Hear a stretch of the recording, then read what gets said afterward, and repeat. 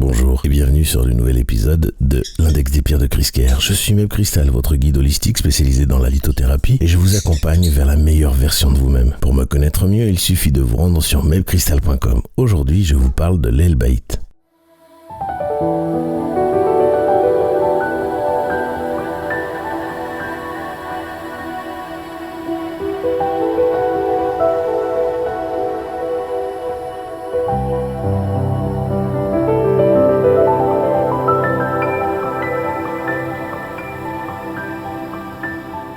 L'Elbaïte est une pierre qui appartient au groupe des tourmalines dans la famille des cyclosilicates, une sous-famille des silicates. Elle appartient au système trigonal et elle a une dureté de 7,5 sur l'échelle de Mohs. Sa formule est incroyablement longue, j'espère que vous êtes prêts.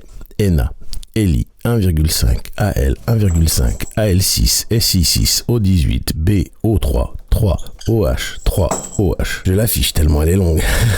Vous l'avez compris, elle contient du sodium, Na, du lithium, Li, de l'aluminium, Al, du silicate, SiO, du bore, B, de l'hydroxyde, OH. C'est une formule super complexe. D'ailleurs, pour me rappeler un petit peu mon école, je vous montre à quoi ça ressemble du point de vue illustration chimique. Voilà, vous savez, quand on était petit, on mettait des petites barres avec des boules, on faisait des connexions, tout ça. Et ben là, je crois que on est au niveau super master. Elle doit son nom à l'île italienne d'où Napoléon a pu s'évader, l'île d'Elbe, qui se dit Elba en italien. Il y a une veine dans la ville de San Piero in Campo, à quelques kilomètres de l'aéroport, qui s'appelle Rosina. Et c'est là, principalement, que l'on trouve de l'Elbaïte. En général, l'Elbaïte est translucide, voire transparente.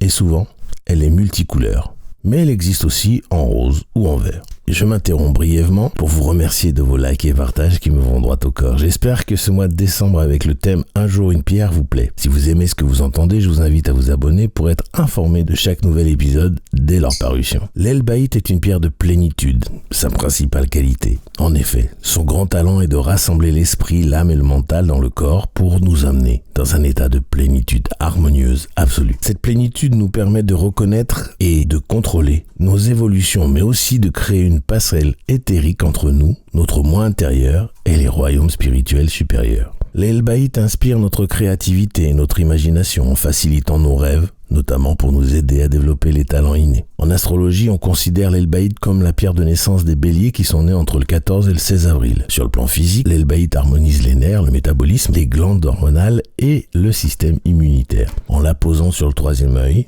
l'Elbaïte nous permet de stimuler la glande pituitaire qui est le point de connexion entre le plan physique et spirituel nécessaire pour l'intuition et la clarté mentale. C'est cette glande que l'on appelle aussi l'hypophyse qui sécrète premièrement les hormones de croissance, deuxièmement la prolactine qui régule la production de lait après la grossesse. Troisièmement, elle sécrète aussi les hormones folliculostimulantes que l'on appelle couramment FSH qui contrôlent la production de spermatozoïdes chez l'homme et la maturation des follicules dans les ovaires chez la femme. Quatrièmement, elle sécrète aussi les hormones lutéinéisantes raccourcies en LH qui stimulent la production de progestérone et déclenchent l'ovulation chez la femme et stimulent la production de testostérone chez l'homme. Pour info, les FSH et les LH sont regroupés dans un groupe d'hormones que l'on appelle gonadotropes. La glande pituitaire stimule les glandes surrénales à produire du cortisol et des androgènes en sécrétant des hormones adrénocorticotropes qu'on appelle ACTH. Sixièmement, elle produit aussi de la TSH, l'hormone qui stimule la thyroïde. Septièmement, elle stocke et libère des ocytocines qui sont produites par l'hypothalamus et qui sont impliquées dans les contractions utérines et le lien émotionnel. Huitièmement, elle stocke et libère les hormones antidiurétiques, ADH, qui régulent l'équilibre hydrique en agissant directement sur les reins. Je n'ai pas détaillé toutes ces hormones pour étaler ma science, mais simplement pour vous signaler qu'avec l'Elbaïte et le troisième œil, vous pouvez interagir avec tous les problèmes liés à ces hormones, stimulées, sécrétées ou stockées par la glande pituitaire. Voilà tout ce que je pouvais vous dire sur l'Elbaïte. Si vous avez des questions ou des témoignages à ce sujet, je vous invite à les laisser dans les commentaires ou par email à podcast@mebcristal.com. Je vous invite à vous abonner, liker et partager ce podcast au maximum à ceux qui le méritent autour de vous pour que le savoir sur les bienfaits des pierres se développe au mieux, le plus rapidement possible. Je vous en remercie d'avance. Je vous affiche tous mes sites en commençant par mebcristal.com où vous pouvez tout savoir sur les soins énergétiques et holistiques, la lithothérapie et aussi prendre rendez-vous avec moi pour un soin. La boutique chriskerr.com pour vous équiper de tout ce dont vous avez besoin pour faire vos rituels